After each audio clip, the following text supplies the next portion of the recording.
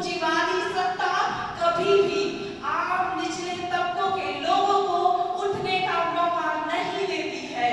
वो हमेशा उन्हें सिर्फ उतना ही देती है जिससे उसकी कंपनियों में काम करने वाले मजदूर जिंदा रह सके और उसके बच्चे फिर से उसी कंपनियों में काम करने के लिए पूंजीपतियों की गुलामी करने के लिए तैयार हो सके। और ये सच है जिसे आप रोज देखते हैं अपनी गलियों से निकलकर, अपने घरों से निकलकर, उन सड़कों से निकलकर उन कंपनियों तक जाते उन मजदूरों को। लेकिन क्या ही परवाह उनकी। एक किसान किसी देश में जब तक अन्न ना उपजाए तब तक उस देश की जनता खाना नहीं खाती, क्योंकि वो जो किसान उपजाता है उसी से सबका पेट भरता है। लेकिन आज उस किसान की क्या हालत है आप बखूबी देखते हैं, क्योंकि आप सब में से सभी लोग किसान परिवारों से ही आते हैं, पर फिर भी आप कोई लड़ाई नहीं लड़ना चाहते। लड़ाई का मतलब बंदूकें उठा लेना नहीं होता, विचारों की धार पर लड़ना ही लड़ाई होती है। बंदूकें महज एक ऐसा जरिया होती है जो सत्ता के खिलाफ लड़ने में सहायता तो करती है, लेकिन उस लड़ाई का कोई औचित्य नहीं रह जाता। मैं भगत सिंह के बारे में ज्यादा कुछ नहीं कहना चाहूंगी, क्योंकि मैं जानती हूँ कि बोलने का कोई असर नहीं होता। लोग सिर्फ आज सुनते हैं, कब वही करेंगे जो वो करना चाहते हैं। आज कोई लड़ने को तैयार नहीं, कोई भगत सिंह बनना नहीं चाहता, कोई बनना तो दूर कोई मरना भी नहीं चाहता। हम तो सिर्फ बीए कर रहे हैं, डिग्रियां लेंगे, यहाँ से लेके चले जाएंगे। बहुत होगा तो जिसके माँ बाप के पास पैसे होंगे उससे जो सर्विसेज की तैयारी कर लेंगे, नहीं होंगे तो शादी कर लेंगे, फिर उसी कंपनी में जाएंगे, अपना शोषण करवाएंगे, लेकिन हम बोलेंगे नहीं। क्या आपने कभी सोचा है कि जब आपके बच्चे आपसे ये सवाल पूछेंगे कि आपके देश में उन निजी हाथों में जब सरकार की चीजों को बेचा जा रहा था आप क्या कर रहे थे, तो आप उनके लिए क्या जवाब देंगे? क्या आपने कभी ये सोचा है कि जब आपके बच्चे बड़े होंगे और उनके लिए भी कहीं सरकारी जॉब नहीं होगी तो वो क्या करेंगे? एक देश में आत्महत्या करने जैसी सिचुएशन कब पैदा होती है और क्यों होती है? क्या आपने कभी सोचा? नहीं सोचा, मत सोचिए। लेकिन उन परिस्थितियों से आपको गुजरना होगा। हम बहुत लोग कहते हैं ऐसा बोलने पर कि आप राजनीति कर रहे हो, हमें राजनीति में नहीं जाना, हम अपने जीवन को ऐसे ही सिंपल जीना चाहते हैं आम लोगों की तरह। अरे कौन सी राजनीति? वही ना जो आपके पैदा होने ही ये तय कर देती है कि आपको पोलियो का टीका लगेगा कि नहीं, जो ये तय कर देती है कि आपको जॉब मिलेगी कि नहीं, जो ये तय करती है कि आपको अच्छी सुविधा मिलेगी कि नहीं सरकारी अस्पतालों में या किसी प्राइवेट अस्पतालों में। वही ना जो यहाँ से अपने ट्रैवल करने जाए तो कितना भाड़ा देंगे वो भी तय करती है। आपके बगल में जो कपड़े हैं वो कितने के मिलेंगे वो भी वो राजनीति तय करती है, और आप राजनीति से बचने की बात करते हैं। भगत सिंह एक ऐसा नाम जिसने 19 साल की उम्र में इस देश के लिए लड़ने का सोचा और 30 वर्ष उम्र में अपनी जिंदगी को खो दिया। फिर भी इस देश के युवाओं को क्या ही फर्क पड़ता है। चलिए एक कविता सुनाती हूँ, समझ में आए तो ठीक, ना आए तो भी ठीक।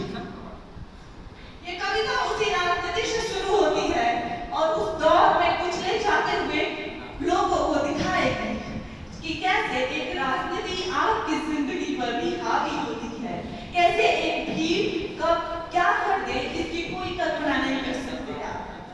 शुरू होता है चुनाव से। एक सड़क पे खून है, तारीख तब का जून है, एक उंगली है बड़ी और इस पे जो नाखून है, नाखून पर है एक निशान। फिर कौन होगा उस पर आप जब चल रही थी उंगली ना, तब ये उंगली भी थी वहाँ। फिर क्यों पड़ी है खून में जिसमें इसका है कहाँ, मर गया कि था ही कहाँ? कौन थे वो लोग जिनके हाथ में थी लाठियां? कोई अफसर था पुलिस का, कोई अफसर था पुलिस का, न्यायाधीश आए थे क्या? किसने की वकालत, फैसला किसने दिया? या धर्म के धर्मात्मा थे? धर्म के रक्षक थे क्या? कौन थे? धर्म का उद्देश्य क्या था? कौन थे वो देवता?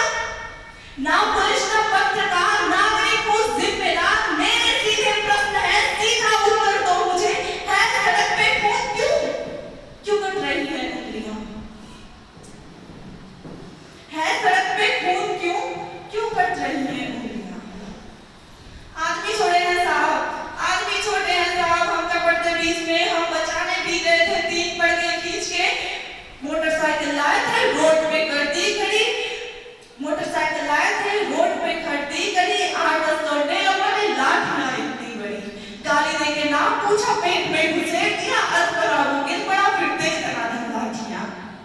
पाँव की हड्डी पिटा दी, मांस की लुगदी कहा दी। खून तो इतना बहा साहब कि हमसे देखा ना गया। खून तो इतना बहा साहब कि हमसे देखा ना गया। हम क्या करते साहब? हम भी डर गए थे साहब। खौफ उनको था नहीं, किस नस्ल के लोग थे वो कुछ समझ में आया नहीं। ना ना ना कोई इंसान उनमें ना कोई था। आदमी साथ मिलकर शेर बन के गीदड़ों की भीड़ थी। नोच खाने की तरफ थी, जानवर ताजीब थी और हाथ में थी लाठियां, तो भैंस भी उनकी ही थी। और ये कोई जुमला नहीं है, और ये कोई जुमला नहीं है, वास्तविक कानून है। अरे हमसे काहे पूछते हो क्यों सड़क पे खून है? पूछो उस उंगली से आखिर क्या यहाँ घटना घटी? जुल्म इसने क्या किया था जिससे वो क्यों कटी? पर एक उनमें होश में था, जाने उसको क्या पड़ी। जेब से चाकू निकाला, उंगली उसने काट ली। आखिरी था वार जिसका, उनका वो सरदार था। उसने ये सबको बताया जो मरा गद्दार था। हम नहीं इनको हमारे देश के एक वोट में जाहिलों को ना रखो, अगर छुट्टियों की नोट में सर पे चढ़ जाते ये घटना बढ़ जाएंगे। ऊपर होगा इन्हीं का, आग देंगे सभी। पैर के नीचे कुचल दो होगी धर्म की, पैर के नीचे कुचल दो जीत हो धर्म की। अब करो इससे बहस, तुम पैदलों में बैठ के कहाँ गए? मोहन का वादा कहाँ गए अम्बेडकर? सब बराबर है यहाँ, तो सिर्फ मुझे ही क्यों चुना? तो बताओ कौन देगा घर को मेरी रोटियां? असलियत से बेखबर हो, सहरी हो दिल्ली से हो। असलियत से बेखबर हो, सहरी हो दिल्ली से हो। एक हिदायत दे रहा हूँ, सोच के बोला करो।